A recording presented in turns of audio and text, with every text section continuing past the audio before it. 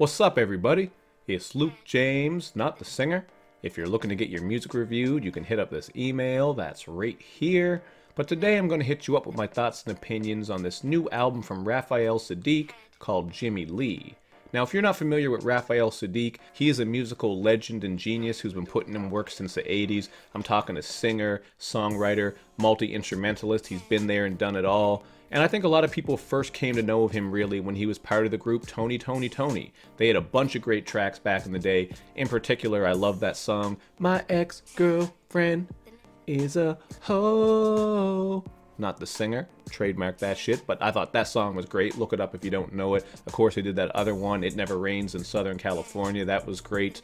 And then in the late 90s and early 2000s, he did make a little group called Lucy Pearl that went over pretty well. I remember they had a couple of great songs. My sister used to kill that CD. So this is a guy who's really spanned generations. A lot of people know him for a lot of different reasons and groups. In particular, I would say The Way I See It, his solo album, is an all-out classic, so he's done great as a solo artist as well, especially later into the 2000s. And now we come to this album here called Jimmy Lee, which right from the start, like after a couple of listens, I really liked it. But then once I read more about it and read some of his interviews and found out some of the detail about this album, it really made it so much stronger because Jimmy Lee is his brother who had HIV, he died of a heroin overdose, he'd been in jail, he'd just been through all these crazy things, and he was sort of the inspiration for this album as Raphael Saadiq is really getting dark and gloomy and dealing with these things, most particularly addiction. So there really is a cool concept here, but in an interview I read, Raphael also made it clear that this isn't just about Jimmy Lee, it's also about that Jimmy Lee that we all have in our family. You know, maybe you have someone in your family who's just kind of wildin',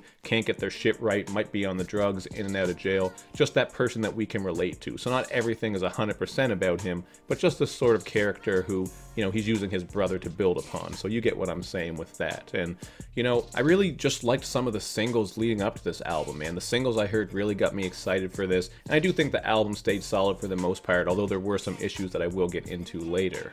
However, that single Something Keeps Calling Me, I absolutely love this one with the light and groovy production. Probably one of my favorite songs of the year, and I can see myself coming back to it. And of course, Raphael's vocals on here and throughout the album are just as great as ever, man. This guy has been putting in work, like I said, since the 80s, so he knows what he's doing. He has a great vocal. I love his harmonies and layers, just an excellent singer all around. And I did like this hook about how the addiction just keeps calling to this person, and they really can't shake it. He takes this idea even further with some of the lyrics, like when he sings, "The priest said you're gonna lose family, and he might be right, at least not tonight.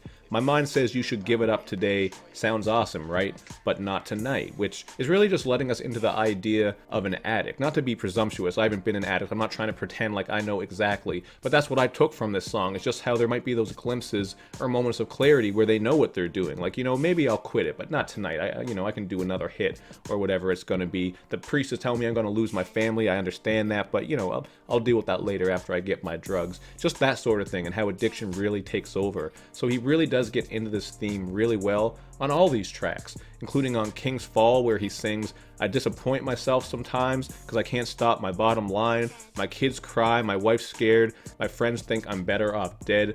This album just does a really great job of exploring the pain, the suffering, the guilt, just all the stuff that an addict may be feeling and going through, including just that downfall where they're really headed towards rock bottom, even if they do realize that they're kind of fucking up. Even the song "The World is Drunk" has this feeling of despair and hopelessness on it, with that hook about how the world is drunk, everybody's gone mad. That was a great track where, again, the addict is just struggling to stay off the drink and drugs, but maybe they're being driven to that because of how crazy the fucking world is. And King's Fall, by the way, just to come back to it, this was another one of my favorites because you're getting these heavy drums, really nice flute work on the production. These songs here were the ones that really stuck to me as I was listening to this album. And like I said, man, when I read the theme and concept, it just made this album so much better. It started making more sense to me as I listened through, because those first couple of listens I did like the sound, but everything wasn't clicking. So I think that's something that's important to do as a reviewer. I try to do that more and more, like look into some interviews and read more about albums. You don't always need to do that. Sometimes you can just tell by listening, but just getting that bit of background information sometimes can help things come together. So that's how I felt about that. But to move forward with the song So Ready, this to me in 2019 terms just really sounded like an Anderson .Paak Malibu track, something that would have been on that album. Had this very funky bass line. Raphael was singing on here about an addict who was just staying out all night, breaking hearts and living wrong due to the allure of drugs. And then with Glory to the Veins, we are getting a little bit of a different perspective, because this is Raphael rapping about how he had his dabbling in gin and sin, but ultimately he chose not to go down that road. Probably because of what he saw his brother go through. So I did like that little change in perspective. It really did help tie things together and let you know that maybe he was out there messing around and he very easily could have fell victim to being an addict, but he chose not to, and look how he ended up, man. He got on the right path. So that was great. And the one thing, like coming back to what I said earlier about how there were some things I didn't care for here, I just found that sonically this one did get a little bit spotty. I did like the variety of sounds that he had happening here, but some of the stuff just didn't really click for me. Like My Walk, I just found that production to be grating and kind of crazy. Maybe that, also ties into the themes of addiction, but sonically I didn't like it. And then you had the bluesy gospel track Belongs to God. This one does sound kind of nice. Sounds like something maybe your grandmother would blast on an early morning, maybe like during Thanksgiving when she's preparing everything. It's just one of those gospel tracks that's very like quiet and laid back.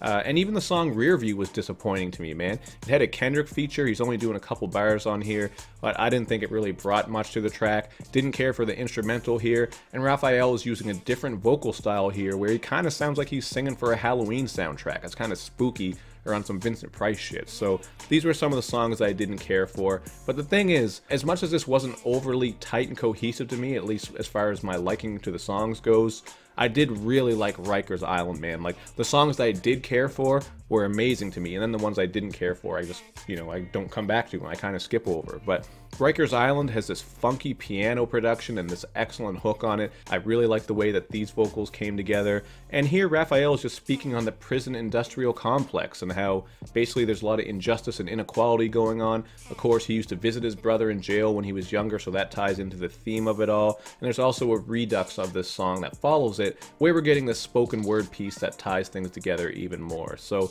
this is a pretty dope album, man. Like, to me, I am going to go with a 3.5 out of 5. I did think about a 4, but I just felt like the second half really tapered off for me, with the exception of Rikers Island. I really liked that, but then those songs on the second half were more missed than hit, and that's something that took away from it. But even still, like, the concept is still tightly wound, pretty much from beginning to end. Everything kind of ties in together very well. Feel like I said things tied together very well a million times with this project, but that's what it is. But just sonically, I didn't really care for some of those songs on the second half. So that's why a 3.5 out of 5 feels fair to me, man. It's a really good project, but not quite good enough to make my year-end list. It'll be an honorable mention. But you guys hit me up in the comments section to let me know your thoughts on this project. I always want to know. And of course, make sure you do that good YouTube and social media stuff where you show me love and you show me lots of it. Thank you for watching, everybody. I will see you next time.